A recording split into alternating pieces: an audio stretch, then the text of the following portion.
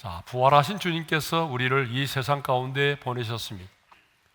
그런데 이 세상에서의 우리의 삶은 한마디로 말하면 영적인 전쟁입니다. 그런데 많은 사람들이 이 영적인 전쟁을 의식하지 못하고 살아갈 때가 참 많습니다. 영적인 전쟁을 의식하지 못하고 살아가다 보니까 하나의 영적인 전쟁을 가상에서의 전쟁으로 생각합니다.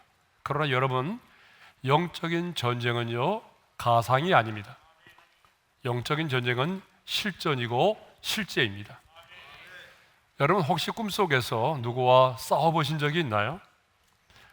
누구나 한 번쯤은 꿈속에서 친구라든지 아니면 남편, 아니면 아내, 아니면 전혀 남 모르는 사람과 싸워보신 적이 분명히 있을 것입니다. 그런데 어떤 분은요, 꿈속에서도 아주 실제처럼 싸우는 분들이 있어요. 실제로 꿈속에서 일어나서 치고받고, 그래서 벽을 손으로 쳐서 벽이 깨지고 손에서 피가 나고 너무나 소리를 질러서 경찰이 출동하는 그런 경우도 있습니다. 제가 아는 분도 있어요. 하지만 꿈에서 깨어나 보게 되면 실제가 아니죠. 지난 3월 13일부터 23일까지 북한의 핵과 미사일에 대비하기 위한 자유의 방패 한미연합 군사훈련이 있었습니다. 그 뉴스를 보게 되면 연합 상륙훈련을 포함한 거의 실전을 방불케 하는 20여 개의 훈련이 집중적으로 진행이 되었다라고 합니다.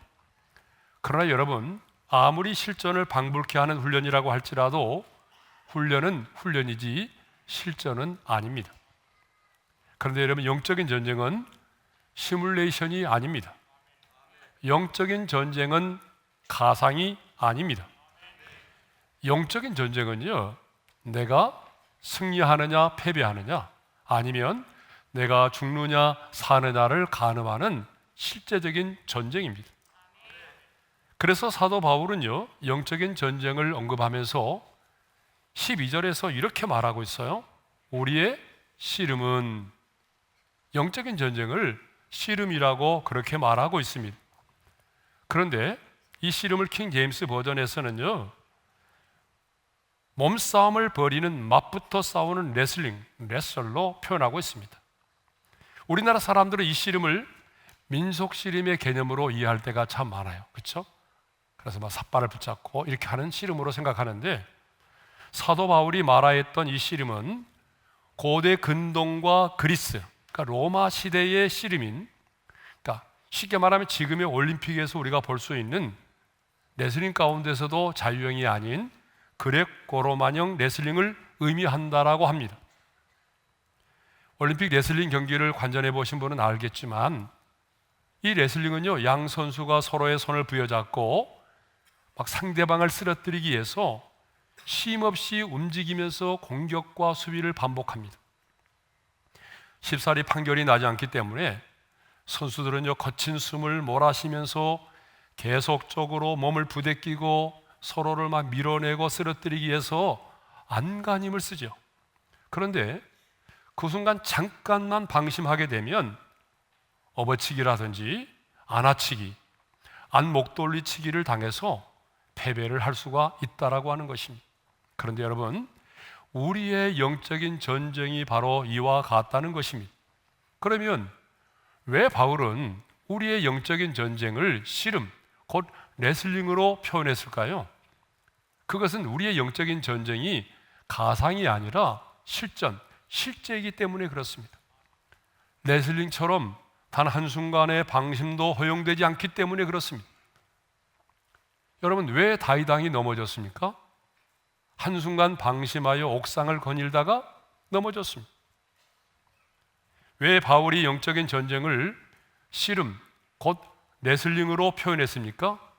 그것은 레슬링과 같이 시작과 끝이 분명하고 반드시 승리와 패배가 결정되기 때문에 그렇습니다. 여러분, 우리의 영적인 전쟁도 언제부터 시작이 됐습니까?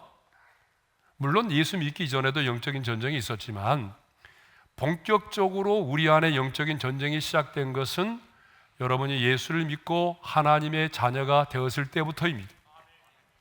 우리의 신분이 바뀌었을 때부터죠. 그리고 우리의 영적인 전쟁은 끝나는 날이 있어요. 여러분, 언제 끝나는가요? 그것은 내 영혼이 육체의 장막을 벗고 이 땅을 떠나는 날, 여러분, 영적인 전쟁은 끝이 나는 것입니다. 뿐만 아니라 우리의 영적인 전쟁도 반드시 승패가 결정되게 돼 있습니다.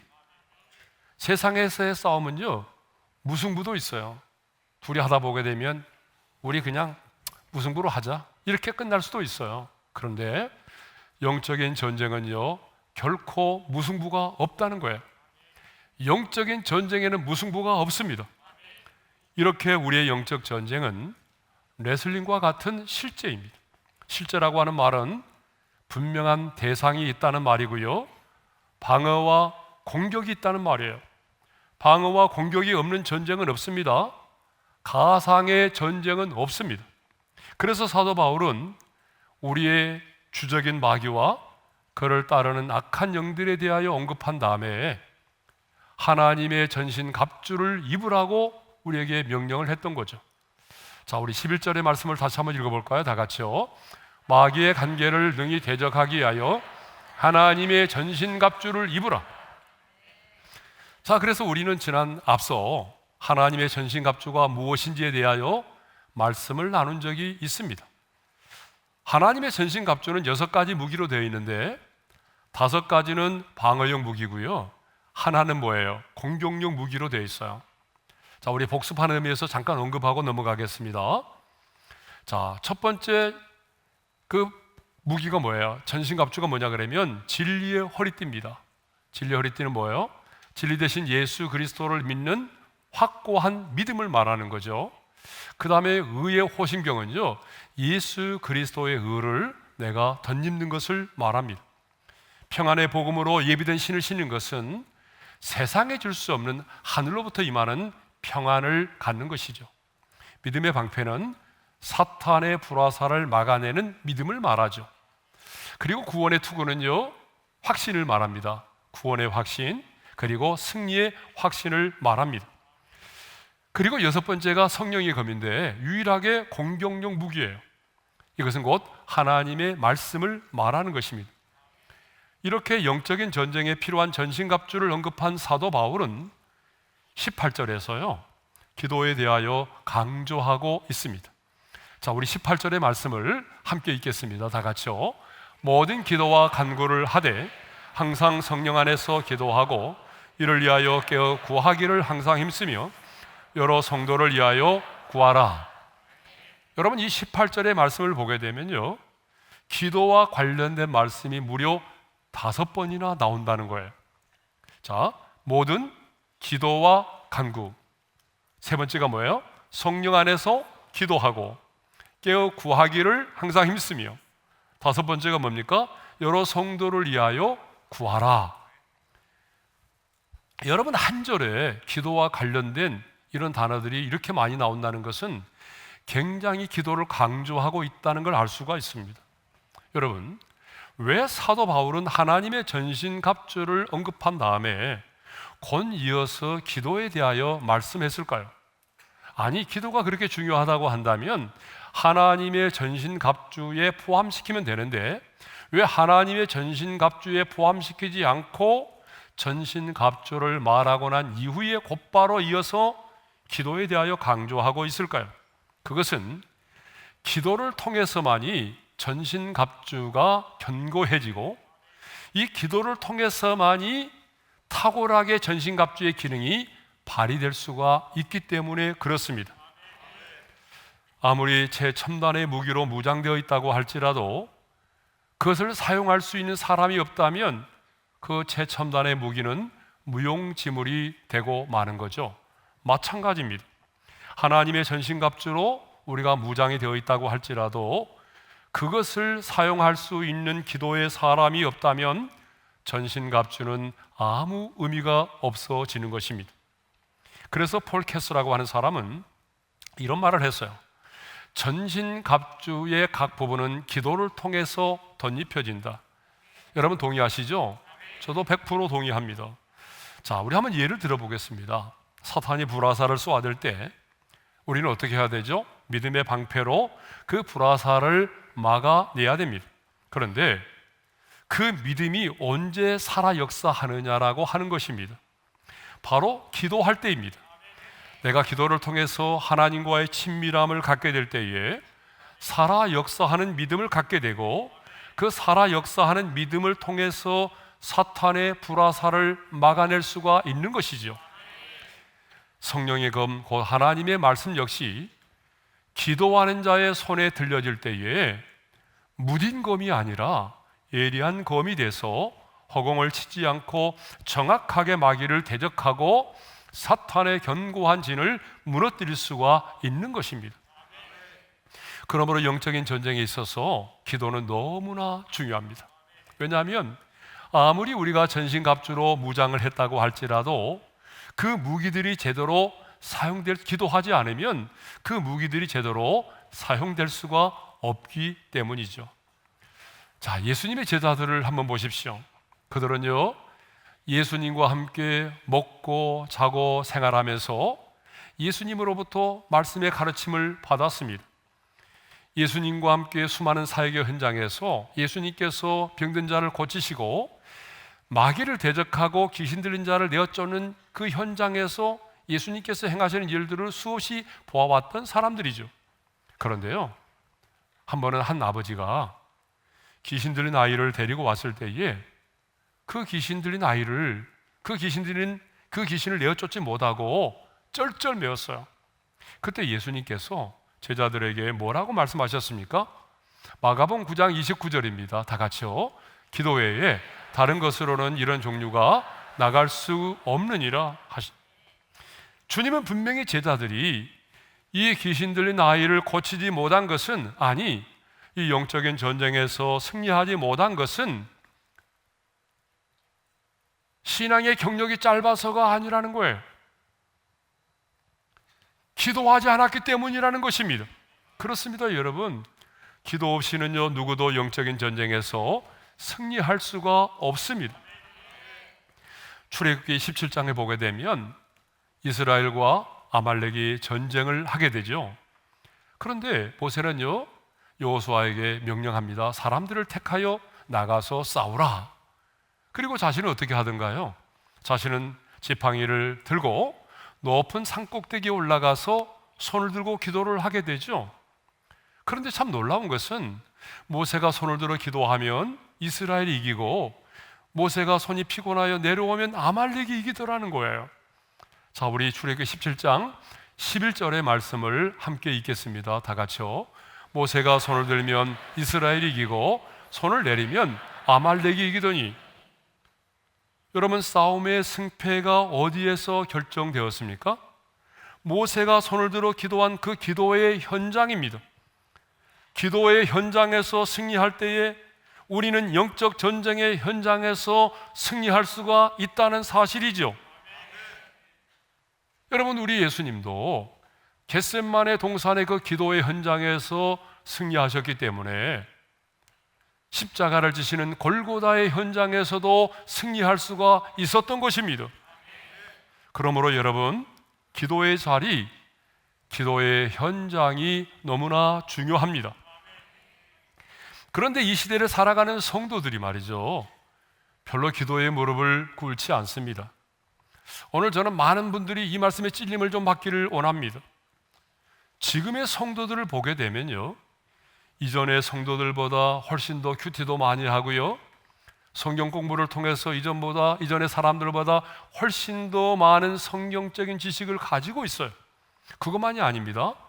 우리의 삶이 영적인 전쟁이라는 사실도 알고 있고요, 또한 우리를 향한 사탄의 전술과 전략이 어떻다라고 하는 것도 알고 있어요. 그런데 놀랍게도 영적인 전쟁에서는 더 많이 깨어지고 더 많이 넘어지고 있다는 사실입니다. 문제는 알고 있는데 아는 대로 움직여지지 않는다라고 하는 것이죠. 여러분, 꿈속에서라도 사탄의 공격을 받게 되면 우리가 어떻게 해야 되죠? 자, 꿈속에서도 사탄의 공격을 받을 때가 있잖아요. 그러면 꿈속에서라도 사탄의 공격을 받게 되면 우리 어떻게 해야 돼요? 예수의 보혈로 적시고 예수의 이름으로 대적하고 말씀으로 물리쳐야 되잖아요. 그런데 문제는 신앙생활한 지가 언젠데 꿈속에서 사탄의 공격을 받아도 여러분 아무렇게도 어떤 행동도 하지 못하더라는 거예요. 아니, 입이 열리지 않는다는 거예요. 예수의 보혈을 찬양하고 싶고 예수의 이름으로 대적하고 싶은데 입이 열리지 않는다는 거예요. 칼을 빼려고 하는데 칼이 빠지지 않는다는 거예요. 말씀의 검을 사용하지 못한다는 거예요. 여러분, 왜 그럴까요? 기도의 무릎을 꿇지 않아서입니다. 기도의 현장이 없기 때문입니다. 그러므로 여러분 깨어 기도해야 됩니다. 깨어 기도하는 것이 영적 전쟁의 핵심입니다.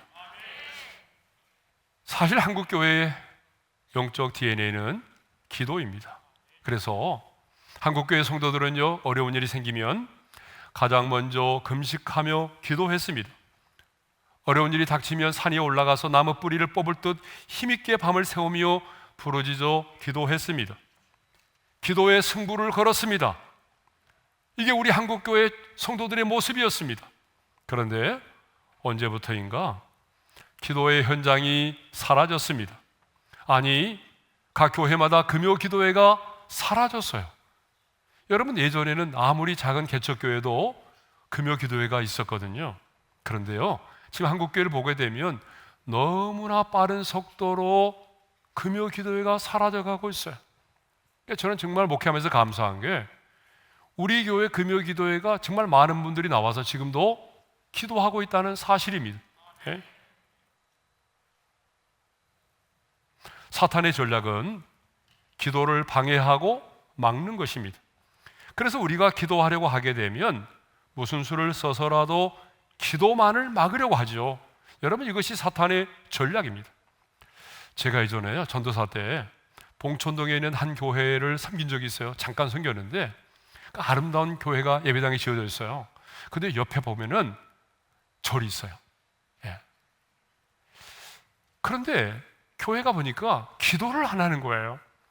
그때 이제 담임 목사님이 계시지 않고 원로 목사님이 계셨는데 제가 전도사로서 그래서 제가 목사님에게 요청을 했어요. 금요 기도회가 없는데 광고 한번 해주십시오. 저라도 하겠습니다. 그래서 광고를 했는데 금요 기도회 때 아무도 안 나왔어요. 그래서 저 혼자 했어요. 그리고 이제 사택에서 자고 아침에 일어나는데 원로 목사님이 그러시더라고요. 저 절에서 올라온 나무가 너무 무성하니까 좀 그 가지를 쳐달래요. 그래서 제가 나무 위에 올라가는데 떨어졌잖아요. 그래서 갈비뼈가 금이 갔어요. 그래서 몇 주 동안 금요기도를 못하게 됐어요. 금요기도 딱 한 번 하고 제가 떨어져가지고 금요기도 못하게 된 거예요. 그때 제가 느낀 게 있어요. 아, 이 사탄은 이렇게 여러 가지 방법을 통해서 금요기도회를 막으려고 하는구나 하는 걸 알게 됐습니다. 여러분, 영적 전쟁은요, 하나님께 속한 전쟁입니다. 그러므로 뭐가 중요하냐면 신앙의 경력이 중요한 게 아니에요. 뭐가 중요하냐? 하나님과의 친밀함이 중요합니다. 기도의 현장에서 우리가 승리할 때에 영적 전쟁의 현장에서도 우리가 승리할 수가 있는 것이죠. 자, 그러면 이제 사도 바울이 전신갑주를 말한 다음에 연이어 강조하고 있는 기도들에 대해서 우리가 한번 자세하게 생각을 해보도록 하겠습니다. 자, 사도 바울은 먼저 모든 기도와 간구를 하라고 그렇게 말하고 있어요. 자, 여기서 기도는요, 언어의 뜻을 보게 되면 간구와 조금 달라요. 기도는 뭐냐? 하나님의 하나님 되심을 깊이 인정하면서 예배하는 마음으로 드리는 기도를 말해요. 자, 우리가 한번 예를 들어보면 이렇습니다. 주님의 이름을 찬양합니다. 나를 구원해 주시고 인도해 주시고 보호해 주심을 감사합니다. 주께서 이 놀라운 일을 행하셨습니다. 하나님은 신실하신 분이십니다. 뭐 이런 기도가 뭐예요? 이게 바로 기도라는 거예요. 이런 내용이. 반면에 간구라고 하는 것은 하나님의 자녀된 자가 전능하신 하나님 아버지께 필요한 것을 얻기 위해서 간청하는 기도를 말합니다. 자, 예를 들면 이런 거예요. 내 힘으로 이 전쟁에서 승리할 수 없습니다. 주님 도와주십시오. 주님 나보다 앞서 행하시며 나를 위하여 싸워주십시오. 나를 시험에 들지 않게 하시며 내게 새 힘을 공급하여 주십시오. 뭐 이런 간구 있잖아요. 예, 이게 바로 간구라는 거예요. 근데 여러분, 영적인 전쟁에서 우리가 승리하려면 이 기도와 간구가 다 필요하다는 거예요. 왜냐하면 이 기도를 통해서는 하나님과의 친밀함, 하나님과의 깊은 관계를 가질 수 있게 되고요, 간구를 통해서는 하나님께로부터 필요한 것들을 우리가 공급받을 수 있기 때문에 그렇습니다. 그러니까 기도와 간구가 다 필요하죠. 그런데 사도 바울은 기도와 간구를 하라고 말하면서 그 앞에요, 모든 이라는 관형사를 붙이고 있다는 거예요. 그래서 그냥 기도와 간구를 하라고 말하는 게 아니라 그 앞에 뭐라고 말합니까? 모든 기도와 간구를 하라고 말해요. 여러분, 왜 기도와 간구에 앞서서 모든이라는 말을 사용했을까요? 그것은요, 영적인 전쟁의 입장에서 보게 되면, 관점에서 보게 되면 사탄의 공격 루트가 그만큼 다양하고 광범위하기 때문이라는 거예요. 그러므로 여러분, 사탄의 다양한 공격을 막아내기 위해서는 우리의 기도 역시 다양하고 우리의 기도의 지경이 넓혀져야 한다는 것입니다. 사실 기도 생활을 해보신 분은 아시겠지만 여러분, 기도는요, 하면 할수록 기도할 내용이 많아집니다. 근데 기도는 안 하면 안 할수록 3분도 기도하기 어렵습니다. 그래서 주기도만 하고 계신 분이 얼마나 많아요. 네? 기도는 하면 할수록 기도할 내용이 너무 많아지는 거예요. 기도의 내용도 참 다양하고 광범위합니다. 그래서 기도의 사람은요, 뉴스를 보다가도 기도하게 됩니다. 여러분, 어떤 참상을 본다든지 어떤 안타까운 일을 보게 되면 자신도 모르게 뉴스를 보면서 기도가 나와요. 또 기도하는 사람들은요, 교회 와서 딱 주보를 보잖아요. 그러면 주보를 보는 순간에 기도가 나와요. 아, 지난주에 이런 분들이 등록했구나, 이분들이 우리 교회에 잘 정착하고 잘 성장하게 도와주세요라고 기도하죠. 오늘 말씀을 전하는 종을 위해서 기도하죠. 그리고 내일부터 또 3월 리조이스가 진행되는구나 하면서 기도하게 되죠. 오늘 밤에는 목사님이 춘천에 가서 설교를 하시는구나, 또 기도하게 되는 거죠. 이렇게 주보를 보면서 기도하는 사람들은 또 기도를 한다는 거예요. 선교사님들을 위해서 기도할 뿐만 아니라 북한의 동포들을 위해서 기도하고 다음 세대들을 위해서 기도하게 됩니다. 나와 내 가족만을 위해서만이 아니라 함께 신앙생활을 하고 있는 여러 성도들을 위해서도 기도를 해야 합니다. 그래서 바울 역시 18절에서 뭐라고 말하죠? 여러 성도를 위하여 구하라고 말합니다. 내 자신만이 아니라 함께 신앙생활하고 있는 우리의 순원들, 목원들, 그 성도들을 위해서 기도하라고 말하고 있어요. 성도 여러분, 주님과의 친밀함이 깊어지면 깊어질수록, 그리고 이 시대를 향한, 그리고 내 자신을 향한, 또 누군가를 향한 사탄의 공격이 무엇인지를 알아가면 알아갈수록 기도의 지경이 넓혀질 수밖에 없다는 것입니다. 아니, 우리는 더 많은 사람들을 위해서 기도할 수밖에 없다는 사실입니다. 그래서 바울은 사탄의 공격 루트가 그만큼 많고 넓어졌기 때문에 우리의 기도의 지경이 넓혀져야 한다는 사실을 말하면서 기도와 간구에 앞서 모든이라는 관형사를 붙인 것입니다. 자, 영적 전쟁을 위하여 기도를 강조하고 있는 사도 바울은 이제 모든 기도와 간구를 하되 항상 성령 안에서 기도하라고 그렇게 말씀하고 있습니다. 자, 우리 18절 상반절의 말씀을 함께 읽겠습니다. 다 같이요.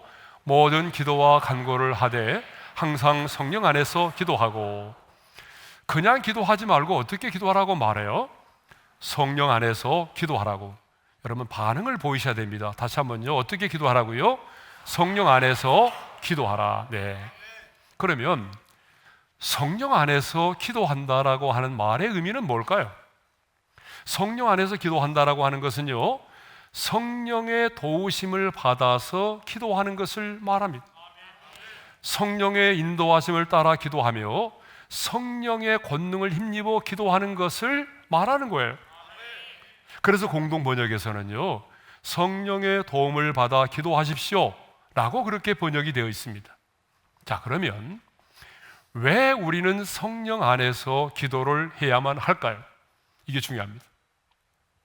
왜 우리는 기도하면서 성령 안에서 기도할 때 성령 안에서 기도를 해야 할까요? 첫 번째입니다. 성령께서 우리의 연약함을 도우시기 때문입니다. 여러분, 기도를 해보신 분은 아시겠지만요, 기도에는 우리의 연약함이 두 가지가 있어요. 우리의 연약함은 두 가지가 있는데, 기도에 관해서 그 첫 번째 연약함이 뭐냐 그러면 알면서도 안 되는 것이 바로 기도라는 것입니다. 여러분, 동의하시면 고개를 한번 끄덕여 보세요. 예. 아멘 하면 시험 들 것 같으니까. 알면서도 안 되는 게 바로 기도라는 거예요. 이게 우리의 기도에 대한 연약함이에요. 사실요, 기도는 하나님의 자녀된 자가 아버지께 나아가 대화를 나누는 거잖아요. 그러니까 어쩌면 가장 쉬운 게 기도일 수 있어요. 그렇죠? 그런데 실제로 우리 신앙생활에서 보게 되면 기도만큼 어려운 게 없어요. 네. 가장 어려운 것이 뭐냐? 바로 기도예요. 기도의 필요성을 몰라서가 아닙니다. 기도의 필요성을 다 알고 있어요. 그런데 그럼에도 불구하고 기도의 무릎은 꿇지를 않아요. 기도의 현장에 있질 않아요. 근데 이거 여러분, 우리만의 문제가 아니더라고요. 당시에 예수님의 제자들에게도 그런 일이 있었어요. 자, 예수님께서요, 3명의 제자들을 데리고 겟세마네 동산에 기도하라고 하셨잖아요. 그래 예수님께서 그 연약한 제자들에게 자신을 위하여 기도해 줄 것을 부탁을 했어요. 그러니까 우리 예수님도 기도를 부탁을 했단 말이에요. 그렇다면 여러분, 3명의 선발된 제자들이니까 얼마나 간절히 예수님을 위해서 기도를 해야 되겠어요. 그런데 그 3명의 인간들은요, 그때 기도하지 않았어요. 예수님께서 와보니까 3번이나 잠을 자고 있었단 말이에요. 여러분, 예수님의 제자들과 동일하게 우리들도 기도를 부탁을 받고 기도의 필요성을 알고 있으면서도 실제로 기도하지 못하는 게 우리의 모습이란 말이에요. 여러분, 또 어떻습니까? 우리 주변에 보게 되면 참 저분은 똑똑하고 무슨 말을 하게 되면 논리가 있고 또 달변가이고, 그런데 그런 분들에게도요, 집사님 한번 기도해 보시죠. 그러면요, 얼마나 당황하는지 몰라요. 그냥 일반 말을 하라고 그러면 논리적으로 30분, 1시간도 할 거예요. 근데 기도는 못합니다. 버벅거리고 땀을 뻘뻘 흘리고 그래요. 예? 여러분, 우리가 기도하려고 하다 보게 되면 참 벽을 만날 때가 있어요. 앞이 캄캄할 때가 있잖아요. 그렇죠? 여러분, 그러지 않아요? 기도하면 쫙 기도줄이 잡히던가요? 그렇지가 않아요. 기도하려고 하다 보게 되면 캄캄하고요, 벽이 생기고요, 잡념이 들고 그래요. 기도 생활을 해보신 분은 아시겠지만 기도처럼 예민한 게 없어요. 우리 마음이 좀 상심된다든지 또 아니면 마음이 좀 어떤 일로 인해서 마음이 상하게 되면 가장 예민하게 반응하는 게 뭐예요? 기도입니다, 여러분. 부부싸움을 하고 나면 기도가 잘 되던가요? 그래서 나는 일부러 부부싸움을 한다, 기도하기 전에. 부부싸움만 하게 되면 나는 기도가 너무 깊어지더라. 그런 분은 없을 거예요. 부부싸움을 하게 되면 기도가 잘 안 됩니다. 혈기 한번 부리고 나면요, 기도에 무릎을 꿇기가 참 어렵습니다. 굉장히 예민해요. 우리가 혈기 부리고 기도하면 사탄의 참소를 받게 되죠. 기도할 마음이 생기지 않아요.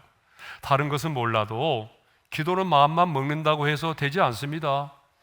여러분, 노래방에 가서는요, 마이크 잡고 3시간도 하는 사람이요, 기도하라고 그러면 5분도 못 할 때가 참 많아요. 아무리 힘쓰고 애쓰고 노력을 해도 우리의 힘만으로는 기도에 한계가 있다는 사실입니다. 왜 그럴까요? 제가 그 이유를 여러분들에게 말씀드리겠습니다. 그것은 기도는요, 가장 영적인 일이기 때문에 그렇습니다. 기도는 어떤 거라고요? 가장 영적인 일이에요. 기도는요, 육을 입은 인간이 영이신 하나님과 교제하는 거잖아요. 육을 가진 인간이 영이신 하나님과 교제하는 것이에요. 그러므로 기도는 반드시 성령의 도움이 필요합니다. 기도는 성령의 사역입니다. 성령님은 기도의 영이십니다. 그러므로 여러분, 성령의 도움이 없이는 기도가 힘들다라고 하는 사실입니다. 그런데 우리가 성령의 도우심을 받아 기도하게 되면 어떤 일이 벌어질까요? 성령님께서 우리의 기도를 도우시고 성령의 인도를 받고 기도하고 성령의 권능을 따라 기도하게 되면 사탄의 참소를 물리칠 수가 있습니다. 육신의 연약함을 물리치고 오랜 시간 동안 기도할 수 있습니다. 여러분, 잡념을 떨쳐버리고 기도에 집중할 수가 있습니다. 성령 안에서 기도하다 보게 되면 5분 기도하는 것 같은데 30분 기도하고, 30분 기도하는 것 같은데 눈을 떠보면 3시간 기도할 때가 있어요. 그래서 성령님은 늘 우리의 기도를 도우십니다. 자, 기도에 관한 두 번째 연약함이 뭐냐 그러면 마땅히 구해야 할 것을 구하지 못한다는 거예요. 자, 로마서 8장 26절의 말씀을 우리 함께 읽겠습니다. 다 같이요. 이와 같이 성령도 우리의 연약함을 도우시나니 우리는 마땅히 기도할 바를 알지 못하나 오직 성령이 말할 수 없는 탄식으로 우리를 위하여 친히 간구하시느니라. 여러분, 사실 우리는요, 마땅히 구해야 될 것들을 구하지 못하고 자신의 탐욕과 자신의 욕심만을 위해서 구할 때가 많습니다. 우리는 주님이 보실 때 정말 필요한 것들을 구하지 못하고 주님이 보실 때 구하지 않아야 될 것들을 구할 때가 많이 있습니다. 이것이 바로 우리의 영적인 연약함입니다. 그런데 기도의 영이신 성령께서 말할 수 없는 탄식으로 우리를 위하여 친히 간구하심으로 도와주신다는 것입니다. 여러분, 말할 수 없는 탄식이란 말로 표현할 수 없는 그런 탄식을 말하는 거예요. 전능하신 성령님께서 나와 함께 탄식하면서, 나와 함께 괴로워하면서, 나와 함께 울면서 나를 위해 기도하신다는 이 사실, 여러분 이 사실을 믿으십니까? 그렇다면 여러분 기도의 무릎을 꿇으셔야 되죠. 왜냐하면 죽은 자를 살리시는 전능하신 성령님도 기도하심으로 우리를 도우시는데 죄성을 가지고 있고 또 온갖 연약함을 가지고 있는 내 자신이 기도하지 않고 어떻게 승리의 삶을 살아갈 수가 있겠습니까? 그렇기 때문에 여러분, 우리는 기도의 무릎을 꿇어야 한다는 것이죠. 왜 우리가 성령 안에서 기도해야 됩니까? 그것은 기도하는 영이신 성령께서 우리의 연약함을 도우시기 때문입니다. 자, 왜 우리는 성령 안에서 기도를 해야 되는가? 두 번째입니다. 두 번째는 뭐냐 그러면 하나님의 뜻대로 기도할 수 있기 때문입니다. 자, 로마서 8장 27절 하반절의 말씀을 읽겠습니다. 시작. 이는 성령이 하나님의 뜻대로 성도를 위하여 간구하심이니라. 성령님은 우리가 마땅히 구할 바를 알지 못할 때에 말할 수 없는 탄식으로 우리를 위하여 친히 간구하십니다. 그런데 거기서 끝나는 것이 아니라 하나님의 뜻대로 우리를 위하여 간구하신다는 사실입니다. 여러분, 신앙생활 하면서 제일 어려운 게 뭐예요? 제일 어려운 게 뭐죠? 새벽기도 하는 거예요? 여러분, 신앙생활 하면서 제일 어려운 게 있다면요, 하나님의 뜻을 분별하는 거예요. 저는 목사지만 하나님의 뜻을 분별하기가 어려울 때가 참 많습니다. 왜냐하면 선과 악의 문제가 아닐 경우가 많기 때문에 그래요. 신앙생활을 아무리 오래 했어도 하나님의 뜻을 분별한다고 하는 게 쉽지만은 않아요. 왜 그럴까? 그것은 여전히 우리 안에 죄성이 있기 때문에 그래요. 우리 안에 많은 죄성을 가지고 있기 때문에 하나님의 뜻을 분별하기가 쉽지 않습니다. 그런데 우리 안에 계신 성령님은요, 하나님 아버지의 뜻이 무엇인지를 너무나 분명히 알고 계십니다. 우리 안에 계신 성령님은 나를 향한 하나님 아버지의 관심이 어디에 있는지 알고 계세요. 왜냐하면 성령님은 하나님 아버지의 모든 것을 깊은 것까지라도 통달하고 계신 분이기 때문에 그렇습니다. 예? 그것만이 아니에요. 영적 접근적에서 보게 되면 여러분, 사탄이 지금 나를 향하여 어떤 관계를 가지고 있는지 성령님은 그것까지도 알고 계십니다. 그래서 제가 이전에 한번 말씀드렸잖아요. 예? 우리 상가교회에 있을 때에 사탄이 우리 교회를 무너뜨리기 위해서 파송한 한 사람이 있었어요. 근데 제가 10일 동안에 그 당시에는 소련이라고 그랬잖아요. 소련 선교를 다녀왔는데 다녀오는 날 공항에서 주님께서 성령께서 저에게 감동을 주셨어요. 10일 금식을 하라고. 그래서 저는 영문도 모르고 10일 금식을 했는데 그 10일 금식하는 기간 동안에 그 마귀의 관계가 드러나서 수포로 돌아갔어요. 그러니까 여러분, 성령님은요, 하나님 아버지의 뜻이 무엇인지도 알고 계십니다. 하나님 아버지의 관심이 무엇인지도 알고 계세요. 그러니까 우리가 성령님의 인도하심을 따라 기도하게 되면 여러분, 내 자신의 생각과 뜻을 내려놓고 성령님의 인도하심을 따라 하나님의 뜻대로 기도를 할 수가 있게 되는 것입니다. 마지막 세 번째로, 자, 왜 우리는 성령 안에서 기도를 해야 되는가? 그 세 번째 이유가 뭐냐 그러면 항상 기도할 수 있기 때문이라는 거예요. 자, 본문 18절을 보게 되면요, 항상이라는 말이 두 번이나 나와요. 자, 우리 한번 읽겠습니다. 다 같이요. 항상 성령 안에서 기도하고 깨어 구하기를 항상 힘쓰며. 자, 이전 성경은 무시로 성령 안에서 기도하라고 그렇게 되어 있어요. 성령의 도우심을 받고 기도하게 되면 우리가 무시로 기도할 수 있게 된다는 거예요. 여러분, 성령 안에서 기도하게 되면 언제든지 어떤 상황과 환경을 만나든지 기도할 수 있다는 것입니다. 인생의 밤을 만나도, 여러분 인생의 풍랑을 만나도, 사람으로부터 배신을 당해도 여러분 성령 안에서 기도하는 사람은 기도할 수 있다는 거예요. 바울과 실라가 깊은 감옥에 갇혔지만 그들은 그 한밤중에 그 감옥에서 찬양하며 기도하지 않았습니까? 그러므로 여러분, 우리가 성령 안에서 기도하게 되면 쉬지 말고 기도하라고 하는 그 말씀을 순종할 수가 있다는 것입니다. 그래서 우리 어린의 모든 성도들이 다 성령 안에서 기도하여 여러분 영적인 전쟁에서 승리할 수 있기를 바랍니다. 자, 주신 말씀을 마음에 새기면서 찬양할 텐데, 모든 상황 속에서 찬양인데 약간의 가사를 바꿨어요. 주께 기도할지라로 바꿨습니다. 함께 찬양합니다. 모든 상황 속에서 주께 기도할지라, 주께 기도할지라. 주는 너의 큰 상급, 주는 너의 큰 상급, 큰 도움이십니다. 큰 도움이시라. 주의 얼굴을 기도로 구합시다. 주의 얼굴 구할 때 주의 영을 부으사, 주의 영을 부으사. 크신 사랑 안에서, 크신 사랑 안에서 주를 보게 하소서. 아멘.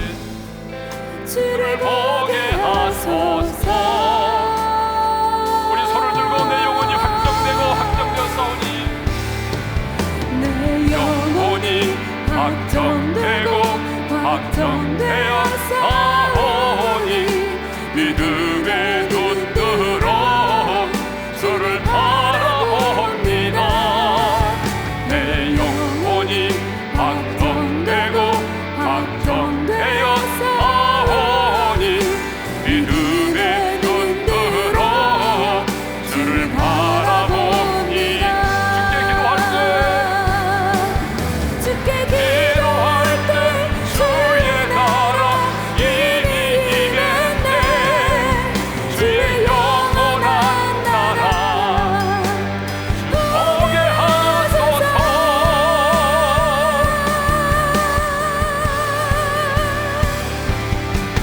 내 영혼이 확정되고 확정되었사오니 믿음의 눈 들어 주를 바라봅니다.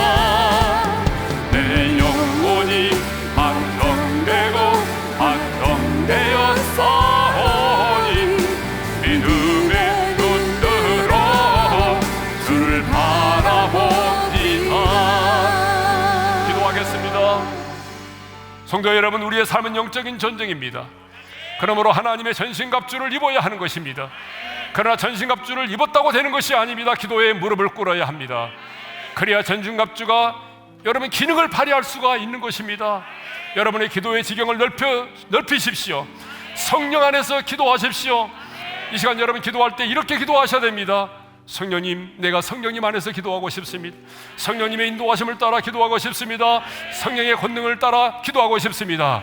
그래서 나의 약함, 연약함을 이겨내게 도와주시고 하나님의 뜻대로 기도하게 도와주시고 언제 어떤 상황에서든지 기도하게 도와주셔서 영적 전쟁에서 승리하게 도와주시옵소서.